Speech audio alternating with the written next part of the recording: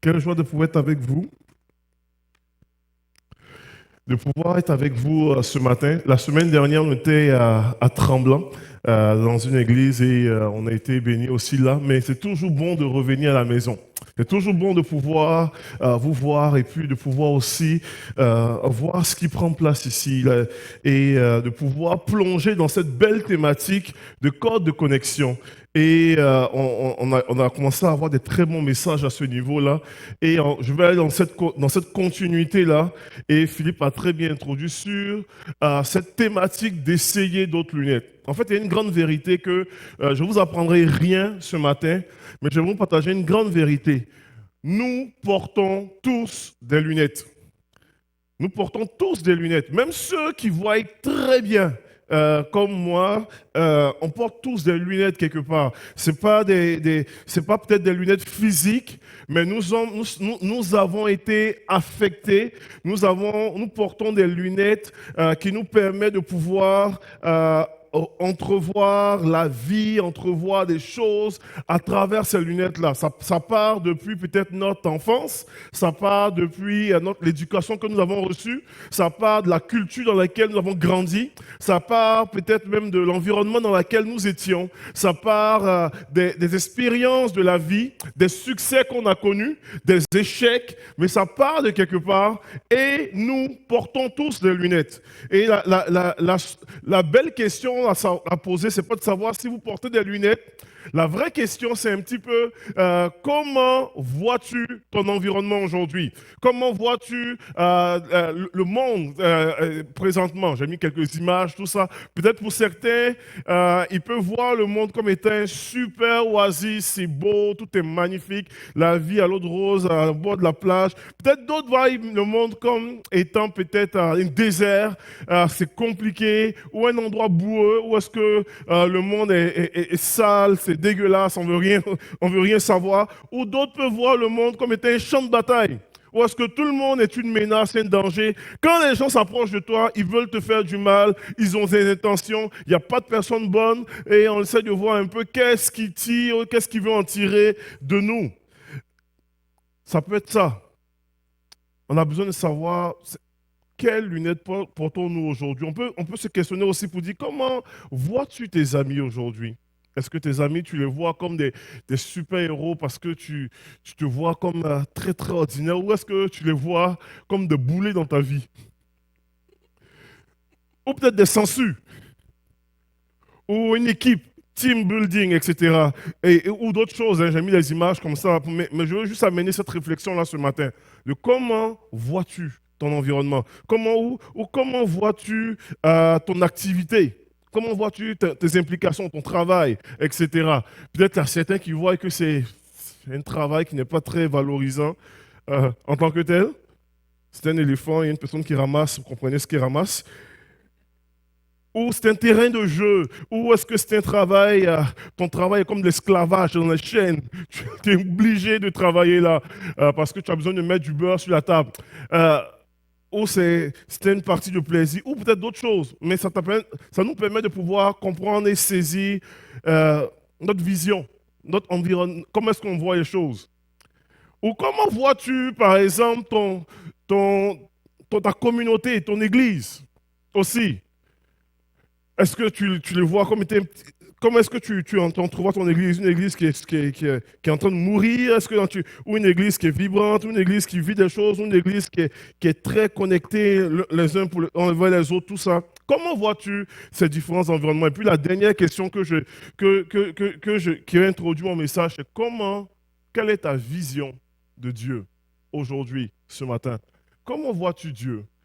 Est-ce que tu le vois comme un Dieu super distant? Qui ne se soucie pas, qui se fout un petit peu de toi, de ta réalité?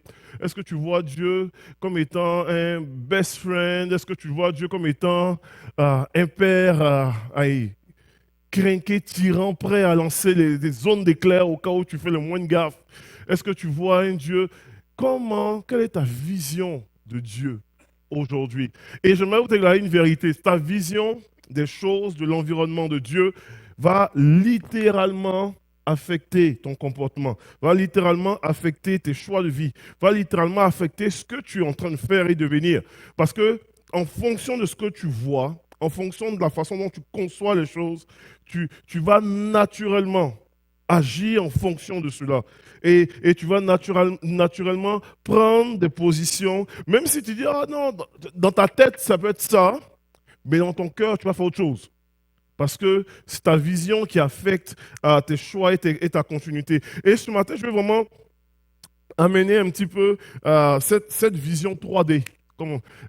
J'appelle vision 3D pour dire qu'on porte tous des lunettes, mais des fois, on a besoin de pouvoir aller aussi voir la perception de l'autre. Et donc, on a cette vision avec le 3D, avec le moi, où est-ce que moi j'ai ma vision, mais j'ai besoin de pouvoir comprendre l'autre, comprendre l'environnement de l'autre. Mais j'ai besoin aussi d'avoir une troisième dimension qui est absolument nécessaire pour ton équilibre à toi. De dire, OK, quelle est la vision de Dieu pour ma vie? Donc le 3D, c'est moi, à travers mes filtres, mes expériences, etc. L'autre, mon prochain, mais aussi qu'est-ce que Dieu dit sur ma vie? Qu'est-ce que Dieu dit sur mes choix et tout ça? Et j'aimerais, ça dans les Écritures, puis on va regarder un petit peu. Dans les Écritures, j'aime un petit peu l'histoire de Gédéon. Si vous connaissez l'histoire de Gédéon, dans Juge chapitre 6, on parle du peuple d'Israël qui se retrouve sous l'oppression de Madian. Pendant des années, pendant plus de 7 années. Et pendant ces 7 années-là, ils sont vraiment... le peuple d'Israël travaille fort, ils se débattent, ils font tout. Et puis, lorsqu'ils ont travaillé pour s'aimer, toutes ces choses-là, la Bible déclare que lors de la récolte, Madian vient récolter. Donc, ils travaillent fort, mais ils ne récoltent même pas le fruit de leurs efforts. Et ça dure comme ça depuis plus de 7 années. Et Gédéon est découragé de cela. Gédéon, c'était un jeune de la tribu qui est vraiment juste dans la tribu je pense, c'est Manassé, et qui est affecté par rapport à tout ça. Et à un moment donné, Dieu va venir lui parler. Et la phrase que Dieu utilise pour pouvoir lui parler, c'est vraiment l'Éternel est avec toi, vaillant héros. Et quand Dieu dit ça, Gédéon, de par sa réponse, va révéler un petit peu c'est qui sa réalité de sa vision et sa vision de Dieu. Parce qu'il dit, ah, si Dieu est avec nous, où sont donc pourquoi toutes ces choses nous arrivent? Où sont donc toutes les choses que nos pères nous racontons? Il dit, moi, ma vision de Dieu, c'est que Dieu est un Dieu distinct. Dieu nous a abandonnés, il nous a laissé tomber, il nous laisse souffrir normalement, on vit la misère, on vit la terreur, on vit toutes sortes de choses. Et voici moi ma vision de Dieu. Et parce que c'est sa vision de Dieu, il dit, moi je vais m'arranger toute seule, je vais battre mon froment, je vais le cacher de Madian, parce qu'on ne peut pas compter sur ce Dieu-là. Ce Dieu-là nous a oubliés. Et sa vision de Dieu amène normalement son comportement. Et Dieu, là, c'est intéressant parce que cette vision de Dieu-là, Dieu vient tout de suite l'adresser. De par juste sa révélation de qui il est. Il dit, l'Éternel est avec toi. Je dis dans sa vision, Dieu nous a abandonnés. Et la réponse de Dieu est tout de suite, non, non, non. Dieu est avec toi. Même dans la souffrance, même dans ce que tu penses qu'il est avec toi. Et j'aimerais vous déclarer ce matin que peut-être il y a certains ici dont la perception et la vision de Dieu est que peut-être Dieu m'a oublié, ou Dieu ne se soucie pas de moi, ou Dieu est trop distant, ou Dieu a d'autres choses à s'occuper sur la terre, ou et il dit, non, non, Dieu est avec toi. Je veux restaurer une vision de moi qui est différente de ce que tu penses. Je veux t'inviter à changer tes lunettes. Je veux t'inviter à voir les choses autrement. Je veux t'inviter à pouvoir comprendre les choses autrement. Et je crois vraiment à cela aussi, que ce matin, le Seigneur veut nous inviter à pouvoir essayer d'autres lunettes. Regarde ton voisin à côté et dire, c'est l'heure d'essayer d'autres lunettes. C'est l'heure d'essayer d'autres lunettes. Ne soyez pas gênés.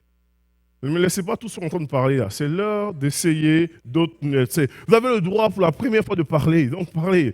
C'est l'heure d'essayer d'autres lunettes. C'est l'heure, je crois profondément qu'en tant qu'Église, nous avons besoin d'essayer d'autres lunettes. Je peux être brutalement honnête avec vous. En général, on dit quand je dis ça, je suis jamais honnête. Et je suis jamais si brutal que ça, en fait. Je suis honnête, mais pas si brutal. Je crois profondément que lorsque nous allons rentrer dans cette zone-là, de dire, OK, Seigneur, voici ce qu'on pense, mais voici ce qu'on choisit de pouvoir essayer. Et voici le regard dans lequel on veut entrer. Je crois que ça va littéralement affecter même nos choix, nos directions, même en tant que communauté.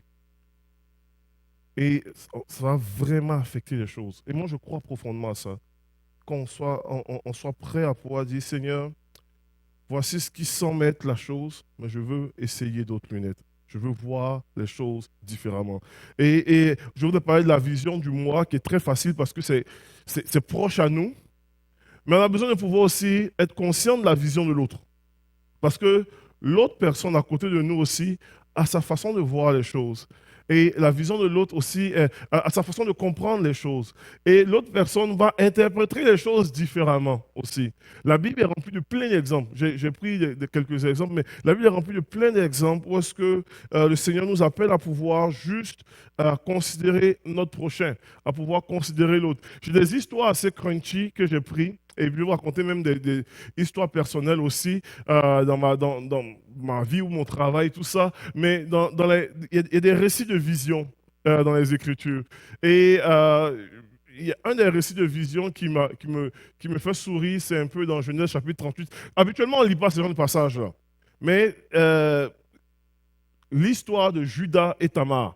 Judas ici, ce n'est pas nécessairement le Judas qui a trahi Jésus. C'est le Judas patriarche. Donc, suivez-moi, on va voyager ensemble un peu dans l'Ancien Testament.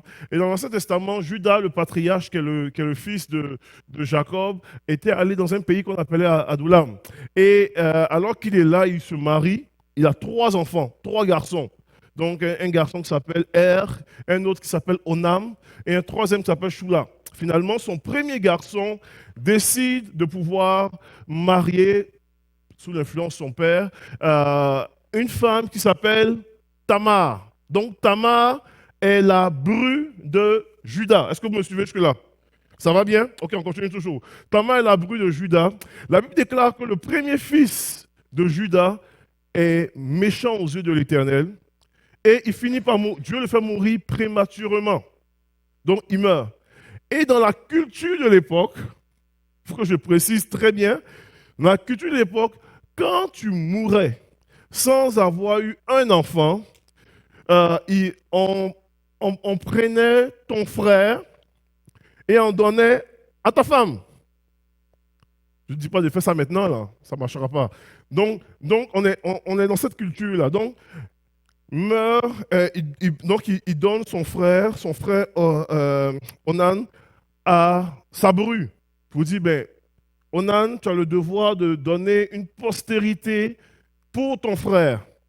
Et Onan, normalement, prend Tamar pour femme, mais ça ne se passe pas comme cela. La Bible déclare que Onan ne veut pas donner de postérité pour son frère. Donc, lors des rapports sexuels, histoire de 18 ans et plus en passant, lors des rapports sexuels, au lieu de pouvoir normalement vivre son rapport sexuel convenablement, Onan pratiquait une forme de contraception.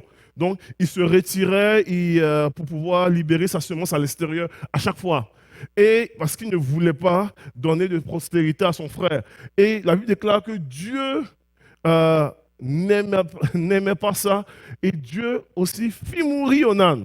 Donc tu te dis, waouh, quelle histoire ça, c'est une histoire de fou, etc. Pas que Dieu est contre la contraception en passant. Donc, fait vraiment la part des choses. C'est ça. Donc oh, ok. Donc, on continue toujours l'histoire. Là, Judas dit, écoute, il ne veut pas donner son 3e fils. Parce qu'il a dit, j'ai donné 2 fils à cette femme-là. Ils sont morts tous les 2. Cette femme-là, c'est une vraie veuve noire. Elle tue ses maris peut-être. Mais il ne veut pas donner son 3e fils à la fille. Donc il dit à la femme, il dit, tu sais quoi, on va attendre qu'il vieillisse un peu le jeune, etc. Finalement, les années passent, le gars il vieillit, il ne donne jamais d'enfant à sa femme, et à sa bru. Et à un moment donné dans l'histoire, la Bible déclare que il va visiter la ville où est-ce qu'elle se trouve. Tamar va se déguiser en prostituée. Elle va offrir ses services. Judas, c'est intéressant, hein, la Bible. Vous voyez comme ça, tout le monde est calme. On ne s'en rendait pas compte que c'est aussi intéressant, mais c'est ça. Judas, finalement, va coucher avec sa bru, sans savoir que c'est sa bru. Parce qu'il il va vers une prostituée. Et sa bru va tomber enceinte. Puis quand elle tombe enceinte de ça, à 3 mois de grossesse, on vient annoncer à Judas pour dire, tu sais quoi, ta bru est enceinte. Puis Judas est choqué là. Oh, quel adultère! Il dit, sortez-la et brûlez-la. Rien de moins. Et quand ils sont prêts à la brûler, je vais faire histoire courte rapidement. Et quand elle mentionne, elle dit, attendez une minute. Parce que quand elle a couché avec Judas, elle lui avait fait prendre en garantie son cachet, sa bague et son bâton. Puis elle dit, ces objets ici appartiennent au père de celui de mon enfant. Et quand Judas voit ça, il voit que il y a un méchant problème là. C'est une vraie histoire rebondissante, une vraie télé-réalité, un show à la Jerry Springer. On ne sait pas qu'est-ce qui se passe. Donc finalement, Judas dit, hey, je suis plus coupable qu'elle. En me mettant dans sa lunette à elle, je suis aussi coupable. Il dit, puisque je ne l'ai pas donné mon fils, comme le veut la culture. C'est intéressant, parce que Dieu travaille avec la culture même si, vous comprenez, Dieu travaille à l'intérieur de la culture. Je ferme la parenthèse par rapport à ça. Et finalement, on l'a tué évidemment. Et Tamar fait partie de la généalogie, de la lignée de David, du roi David et de Jésus. Comment est-ce que Dieu est capable de prendre même une situation rocambolesque, la Jerry Springer, pour en faire de ça quelque chose de glorieux? Quand même, hein? C'est fou, mais c'est ça. Mais il s'est mis dans les lunettes de l'autre pour pouvoir normalement arrêter ça. Et puis je vais prendre encore l'histoire un petit peu de Nathan et David. C'est notre histoire, ça. Une autre histoire où est-ce qu'on connaît David, le roi, David qui a tué Goliath, on sait très bien ça. Mais aussi on connaît David qui a fait des gaffes monumentales. Et une des gaffes monumentales de David, c'est qu'à un moment donné, alors qu'il est sur le toit de son palais, alors que les rois sont supposés être normalement sur les champs de bataille, là il décide de se la couler un petit peu plus douce, relaxée. Il est sur le toit et il voit une femme en train de prendre son bain en bas. Puis là, la Bible déclare que, oh, il voit la femme. Et c'est intéressant, parce qu'il dit, il voit la femme, et il la voit de loin, mais plus tard, on dit, il vit qu'elle était belle de figure. De loin, on ne peut pas savoir qu'elle est belle de figure. Pour savoir qu'elle était belle de figure, c'est qu'il s'est quand même approché, en passant. Donc, il n'a pas juste dit, ah non, je me détourne mon regard. Et là, finalement, il la convoite, couche avec elle. C'est la femme d'un de ses soldats. Et la femme de son soldat tombe enceinte du roi. Quelle situation embarrassante. C'est épouvantable. Donc, le roi David veut cacher sa faute. Donc, il dit, OK, on fait sortir le soldat des champs de bataille, ramenez-le rapidement, vite, vite, vite, vite, vite. Et puis là, il le ramène, il saoule le soldat, il dit, rentre chez toi, prends du plaisir avec ta femme, on va couvrir un petit peu le bébé qui arrive là, tu sais. Finalement, le soldat ne fait pas ça.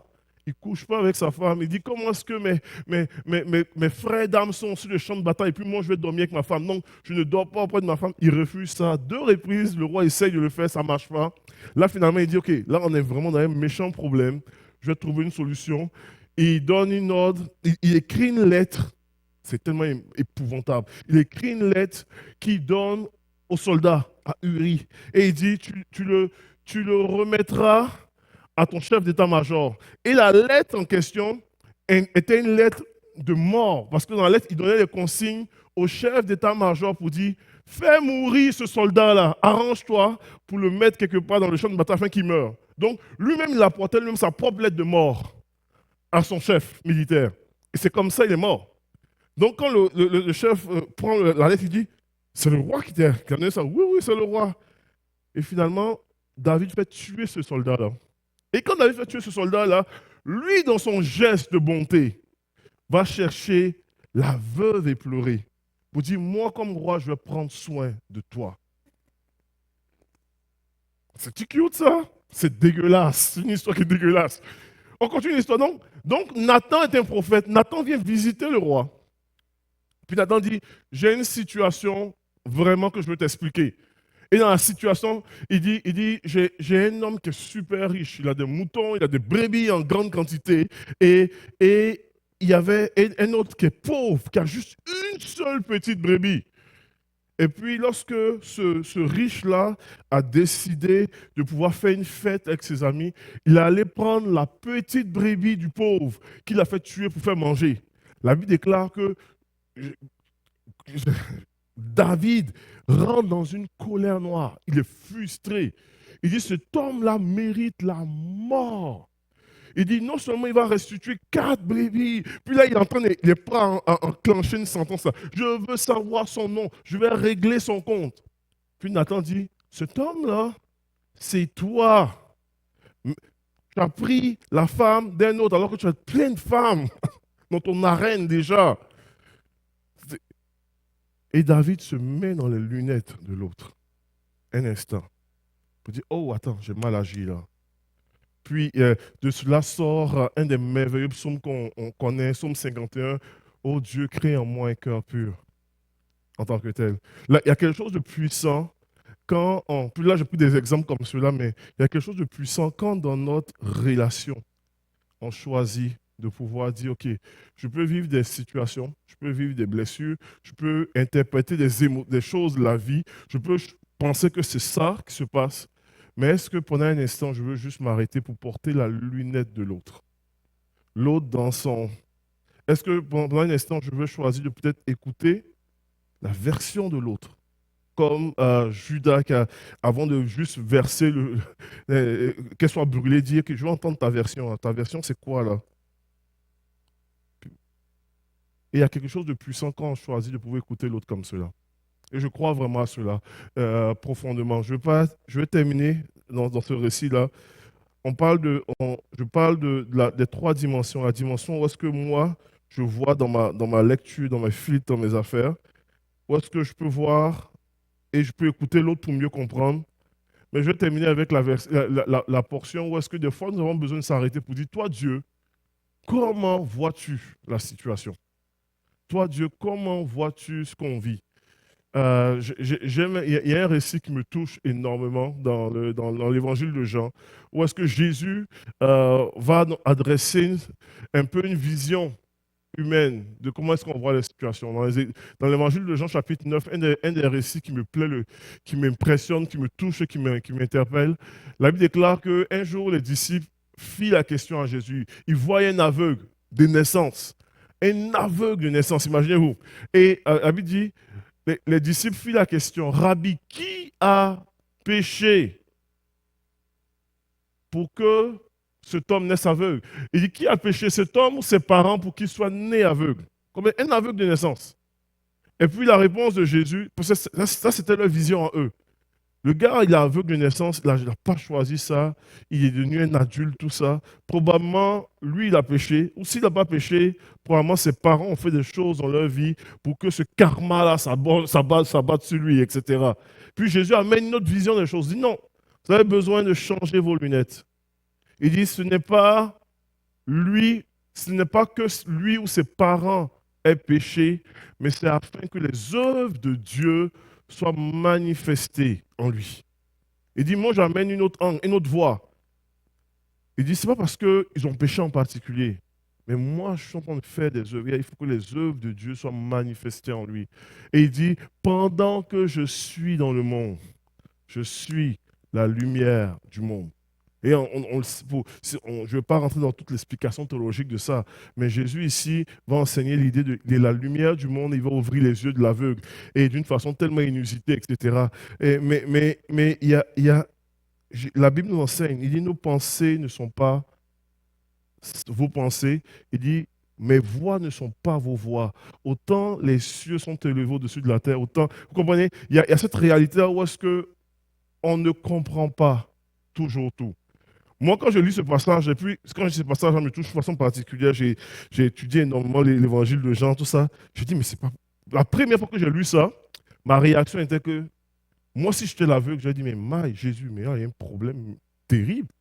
Attends, tu veux que les œuvres de Dieu soient manifestées en moi, mais attends, je suis été aveugle quand même de 0 ans jusqu'à 40 ans. Il me semble que j'aurais pu voir à 2 ans, à 3 ans. Tu sais. Tes œuvres pourraient être manifestées un peu plus tôt que ça, que attendre que plus de la moitié de ma vie est passée. Tu sais. Moi, là, c'est le côté très charnel de Désiré qui parle. Mais c'est vrai. Est-ce que les gens pensent comme moi des fois? C'est- mais c'est fou. Mais Jésus dit non, non, non, il y a quelque chose de plus grand que ça. Au-delà de, de la cécité physique, il y a une cécité spirituelle qui a besoin d'être adressée. Il dit, moi, je suis la lumière du monde. Il dit, moi, c'est moi qui veux éclairer. C'est au milieu au milieu du tohu-bohu de ce monde, au milieu là où est-ce qu'il y a le chaos, là où est-ce que les ténèbres sont là. Il dit, Dieu dit que la lumière soit, et la lumière fut. Et moi, je suis cette lumière-là qui vient éclairer tout homme. Afin que, et cela, ça va bien au-delà d'une guérison physique. Je suis la lumière du monde qui veut éclairer vos vies, qui veut éclairer vos cœurs, qui veut vous éclairer spirituellement. Et l'œuvre de Dieu, tu sais, les disciples ont posé la question pour dire, que faut-il faire pour accomplir l'œuvre de Dieu? Puis il dit, l'œuvre de Dieu, c'est que vous croyez en celui que Dieu a envoyé. Il dit, ça, c'est la principale. C'est vraiment ce qui est le plus important. Et il adresse ça de façon très particulière. Je crois réellement qu'il y a une vision de Dieu dans ce que tu peux vivre dans ta situation. Je ne sais pas dans l'état dans lequel tu es. Je ne sais pas la saison dans laquelle tu es. Puis je vais terminer avec ça. Je ne sais pas la façon dont est-ce que tu vis tes relations interpersonnelles aujourd'hui. Je ne sais pas de la façon dont est-ce que tu vis euh, tes relations à ton travail avec tes collègues. Je ne sais pas de la façon dont est-ce que tu vis tes relations avec les gens à l'école ou dans les milieux dans lesquels tu côtoies. Je ne sais pas de la façon dont est-ce que tu côtoies tes voisins. Peut-être tu les vois comme étant des menaces pour ta vie. Mais il y a une chose que je sais, par exemple, c'est que dans tout ce que tu vis, Dieu veut être là. Il veut t'accompagner dans tout ce que tu vis. Il veut te donner un regard différent dans ce que tu vis. Il veut t'amener à voir ton Église d'une façon différente. Il veut t'amener à voir tes événements d'une façon différente. Il veut t'amener à essayer d'autres lunettes, même en tant que tel. Et ma grosse question, c'était, et si on essayait d'autres lunettes ce matin? Prochaine diapo. Et si on essayait d'autres lunettes, on va voir qu'il y a plusieurs lunettes qui peuvent être là. Nous avons des fois, pour pouvoir essayer d'autres lunettes, nous avons besoin premièrement des fois d'enlever. Quand vous partez normalement dans une lunetterie, etc., tout ça, et puis chez un ophtalmologue ou un opticien, ils vont normalement, ils vont premièrement te dire, écoute, avant de pouvoir te donner des lunettes, on va devoir faire des tests. Ils vont tester ta vision pour voir, etc. Et ils vont, après cela, te faire essayer des lunettes. Donc, si des fois on a besoin des fois de jeter des lunettes, et des fois on a besoin d'identifier des lunettes dans nos vies qu'on a besoin de jeter. Et dans la prochaine diapo, j'ai mis un peu une série de choses. Il peut y avoir plusieurs choses qu'on peut rajouter. Euh, on peut avoir des lunettes de méfiance à cause de notre passé. Il peut y avoir des lunettes d'impuissance, de l'impuissance apprise. Des fois, il y a des choses qu'on a échouées par le passé et on est tellement convaincu que ça ne marchera jamais qu'on ne veut plus jamais essayer. Et ça, c'est un concept d'impuissance apprise, tout ça. Les lunettes de la peur, les lunettes de l'inquiétude, de l'angoisse, les lunettes de la honte, de l'insécurité, des anciennes blessures qui sont là, des lunettes de la culpabilité, et puis on peut le nommer encore et encore et encore, des lunettes qu'on a besoin de pouvoir dire, Seigneur, je veux le jeter ça. Ça pourrit ma vie, ça pourrit mes choix, ça m'a conditionné dans une forme de prison. Et j'ai besoin de sortir de ça. J'ai besoin de sortir de ça. Cette semaine, j'ai fait une j'ai fait un blitz de visite dans l'établissement, puis mes fonctions ont changé un petit peu. Je rencontre beaucoup plus des aumôniers que des détenus, tout ça. Mais je rencontre encore des détenus et je peux faire des activités. Et il y a des moments, cette semaine, je parlais avec un détenu, et puis ça m'a fait j'ai juste revécu un peu des moments de clin d'œil là. Le gars, il me partageait un petit peu sa vie, ce qu'il traversait, tout ça. Et le gars, il faut me rendre compte que le gars en question, c'était un ancien chrétien. Un ancien.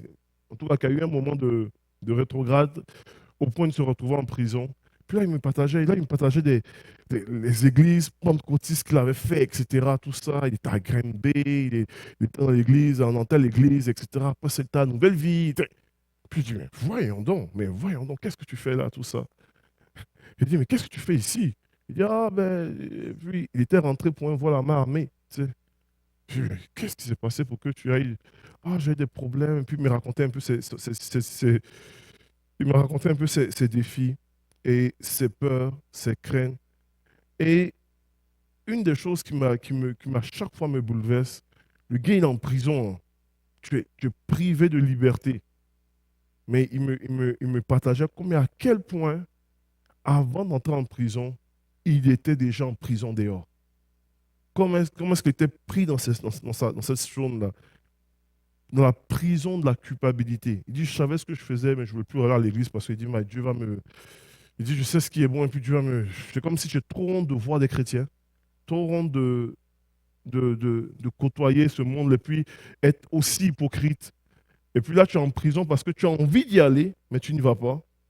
Et puis dans ce que tu es en prison parce que tu es dans une zone où est-ce que tu pries là-dedans.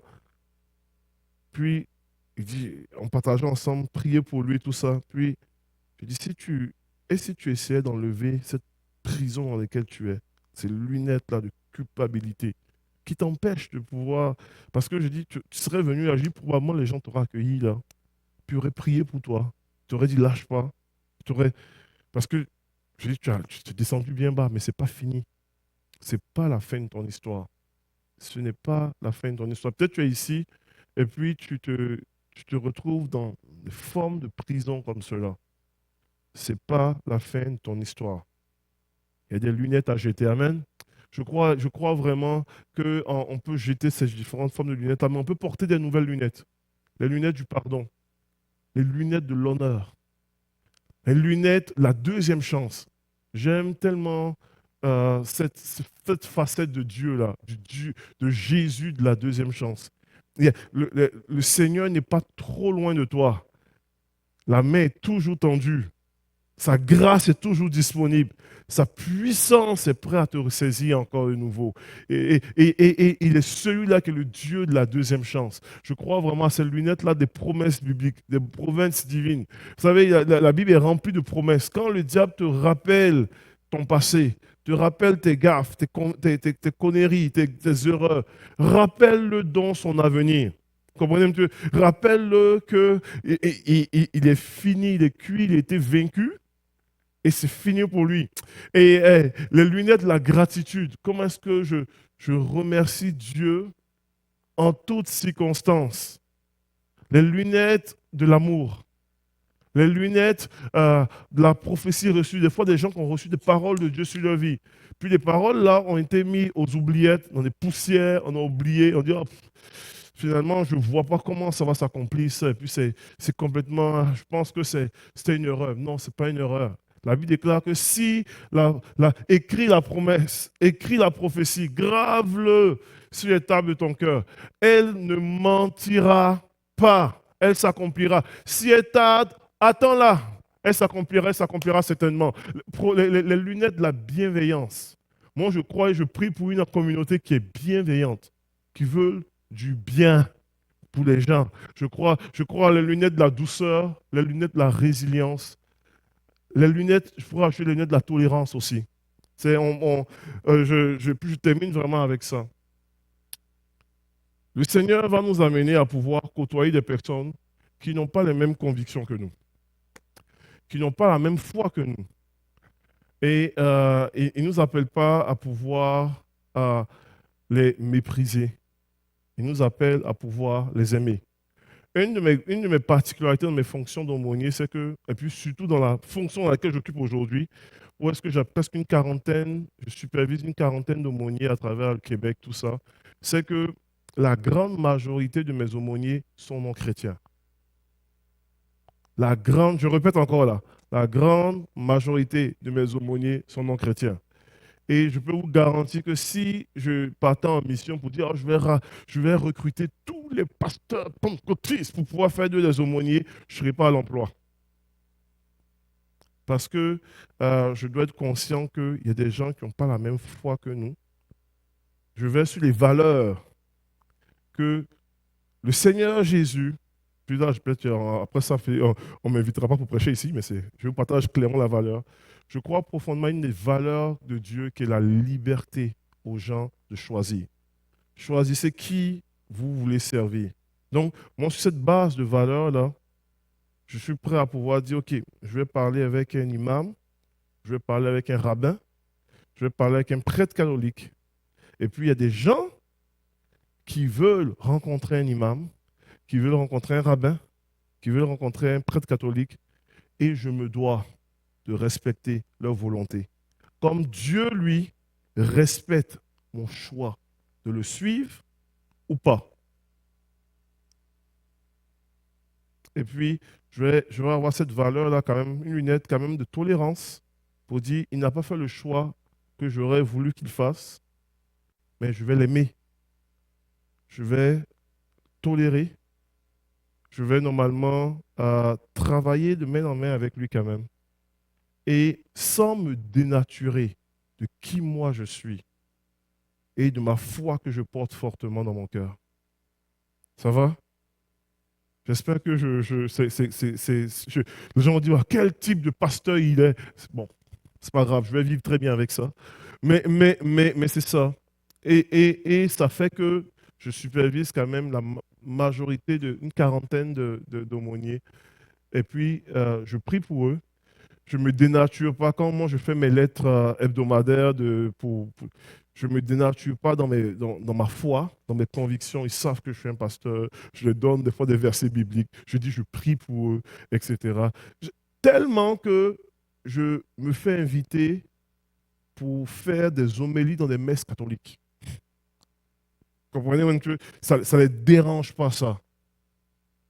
Parce qu'ils disent, OK, ils portent quelque chose. Tellement que mon rabbin nous a fourni ici les pains pour la Pâque. Parce qu'ils disent, OK, il y a quelque chose quand même qui est là. Et je crois profondément qu'on ressemble beaucoup plus à Jésus dans cette posture-là que le contraire. Amen. Je termine avec ça. Je vous aime tellement.